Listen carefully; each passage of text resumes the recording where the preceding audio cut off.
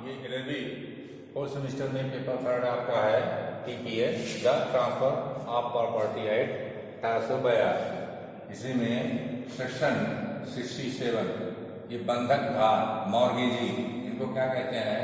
Mortgagee,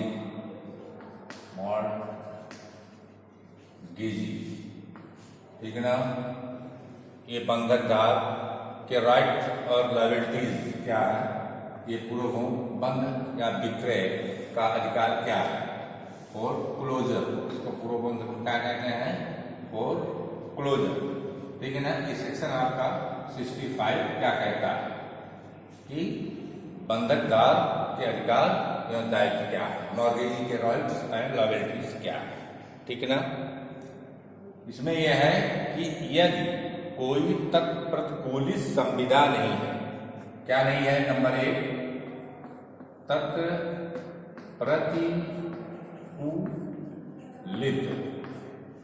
संविदा के अभाव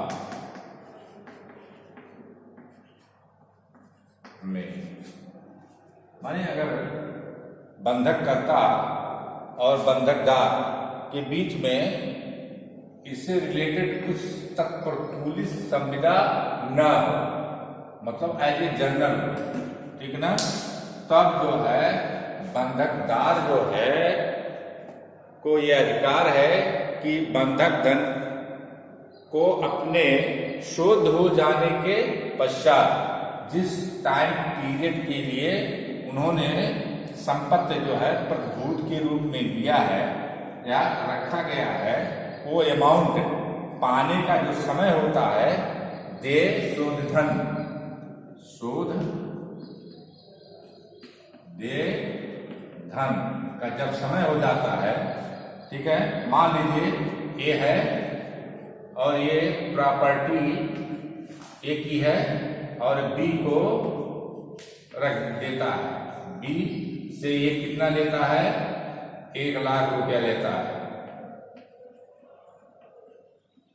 1 लाख रुपया जो है बी से ए देता है और ये प्रॉपर्टी जो है बंधक रख देता है, बंधक रख देता है। अब बंधक मतलब यह है कि इसके पेपर इसके पास रख देता है, ये सत्व संबंधी जो टाइटल्स पेपर्स हैं वो इसके पास रख देता है या इसके पोजीशन में दे देता है। तो मान लीजिए ये 5 ईयर्स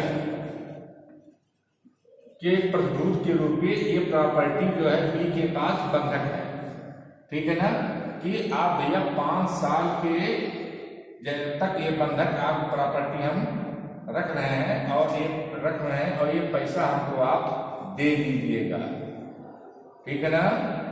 ये पैसा जो है हमको आप दे दीजिएगा, ये पैसा 1 लाख जो है हमको दे दीजिएगा, ठीक ना।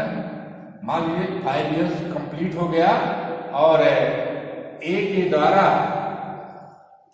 पैसा नहीं दिया गया, दे शोध धन का भुगतान नहीं किया गया, तब बी क्या है? ये तो बंधक करता है, मॉर्गेजर, मॉर्गेजर है, ये बंधक करता है, बंधक करता है।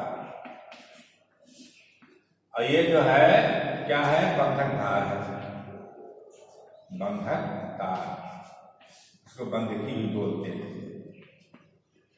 बंधकी, मॉर्गेजी,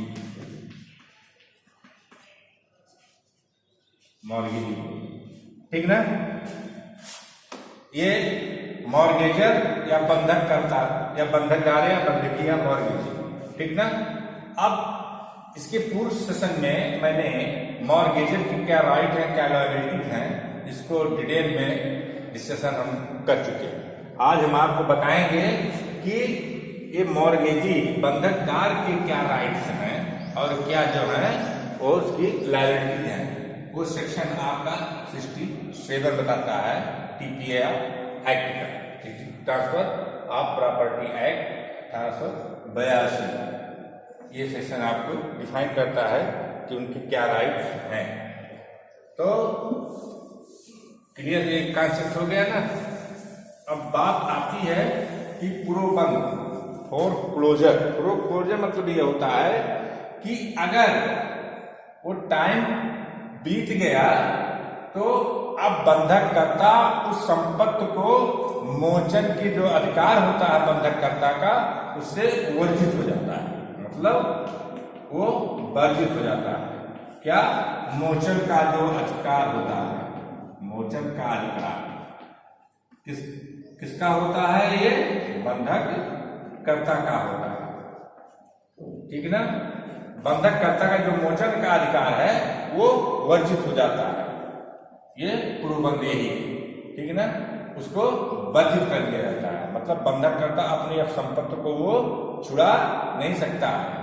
अब उसका अगला राइट किसका बनता है? बंधकदार का, कि अपनी जो जिस पैसे के लिए जो प्रतिभूत के रूप में लिया गया है, रखा गया है प्रॉपर्टी, अपने पैसे को भुगतान के लिए उस प्रॉपर्टी का सेल करेगा। क्या करेगा? सेल करने का अधिकार उसको बंधकदार को हो जाता है। और सेल के बाद जो प्रॉपर्टी के बेचने पर जो पैसा मिलेगा उसमें से अपना पैसा मूलधन प्लस ब्याज ले लेगा और शेष आपको वापस कर देगा। किसको? बंधक कर्ता को। तो ये राइट बंधकदार को होता है। अगर मोचन जो है वो देय होने के बाद मोचन कार्यवाही जो है बंधक कर्ता नहीं करता है, तब वो जो है प्रोबंध के द्वारा जो है सूट फाइल करके जो है डिक्री लेकर लेगा और वो आपको बंधक से मोचन के अधिकार आपको वर्जित कर देगा, हटा देगा, उस अधिकार आपके पास नहीं रहेगा। और उसके बाद उस जो प्रतिभूत के रूप में संपत्ति बंधक रखी गई है उसको बेचने का राइट उसको मिल जाएगा, वो बेच देगा और अपने मूलधन और ब्याज का वो भुगतान कर लेगा, एडजस्ट कर लेगा, ठीक है ना। ये आपका ये है, ठीक है। ये आपका 67 आपका ये कहता है, ठीक ना। डिक्री प्राप्त करने के बाद बंधक कर्ता के जो मोचन अधिकार को वर्जित करता है उसी को प्रोबंध कहते हैं और क्लोजर, ठीक है ना। हाँ, वो एब्सोल्यूट राइट इसका है बंधकदार का। अगर मोचन का अधिकार प्रयोग नहीं किया बंधककर्ता ने और समय हो गया है, भुगतान नहीं दिया है, तो बंधकदार जो उस संपत्ति जो बंधक रखी गई है उसको सेल करने का पावर हो जाता है और मोचन का अधिकार बंधककर्ता का समाप्त हो जाता है, ठीक है ना। तो ये जो आपका 67 है और क्लोजर या विक्रय का अधिकार, ये बहुत ही महत्वपूर्ण अधिकार है। किसका? बंधकदार का, बंधकी का, ठीक है, और गेजी का, ठीक है ना। अब बात आती है कि जो बंधकदार जो सशक्त विक्रय वाले बंधक हैं या जो है विलक्षण बंधकदार हैं से ये सब में ये चीज लागू नहीं होती है, ठीक है ना। ये चीज है। अधिकार कब उत्पन्न होता है ये आपको हमने बता दिया। प्रोबंध क्लोजर क्या होता है, ठीक है ना। सादा बंधक, ठीक है। सशक्त द्वारा विक्रय बंधक, भोग बंधक, अंग्रेजी बंधक, इन सब में जो है ये बंधक की जो है बंधकदार जो है वो ला सकता है, सूट फाइल कर सकता है। कोई भी किसी भी तरह का बंधक हो उसमें जो है बंधकदार जो है वो बंधककर्ता के अगेंस्ट जो है अपने दिए गए धन को प्राप्त करने के लिए रिलीफ कोर्ट के द्वारा पा सकता है, ठीक है ना। अब बात आती है कि 67 क्या है, ए। अब 67A क्या कहता है उसके बारे में अब हम चर्चा करते हैं। 67 आपका मान लीजिए कोई बंधकदार है ठीक है। कई बंधकों के आधार पर, कई बंधकों के आधार पर बाद लाने के लिए कब आबद्ध होगा।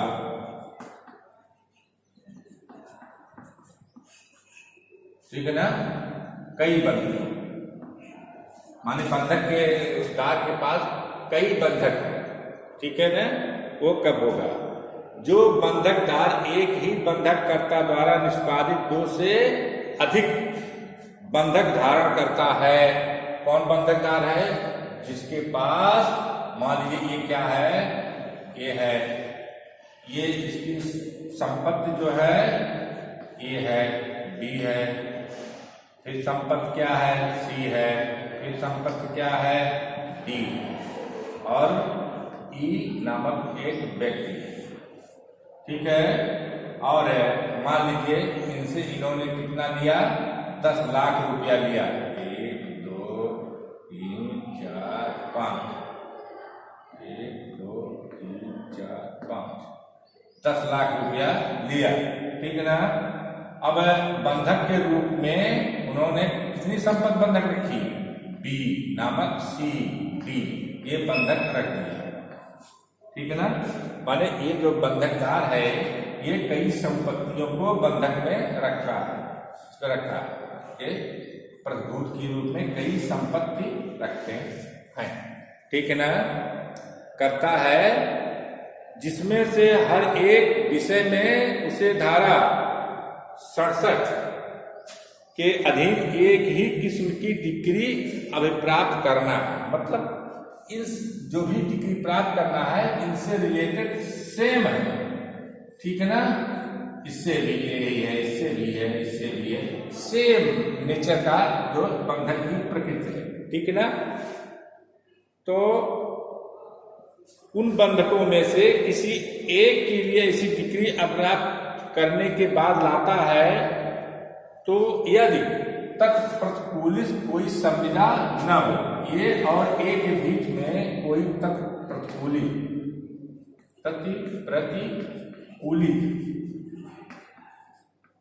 संविदा न हो, ठीक है ना। तो उन सब बंधकों के आधार पर, उन सब बंधकों के आधार पर जो है जिनके बारे में बंधक धन देय हो गया है, शोध हो गया है। बंधक धन क्या है?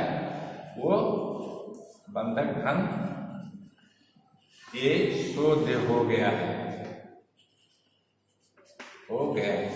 माने इससे रिलेटेड जो भी बंधक धन शोध है सब हो चुके हैं, बाद लाने के लिए आबद्ध होगा। मतलब एक साथ बाद लाएगा, बाद लाने के लिए आबद्ध होगा, ठीक है ना। एक साथ सारे सूट जो है वो फाइल करेगा, अलग अलग नहीं करेगा, क्योंकि सेम मामला है। एक बंधक, ये बंधक, ये बंधक सब एक ही नेचर के बंधक है और 10 लाख रुपया लिया है और 3 प्रॉपर्टी को उन्होंने बंधक रखा है। उनको अपने बंधक दिए गए धन को लेने के लिए जो है वो एक साथ सूट फाइल कर सकते हैं, ठीक है।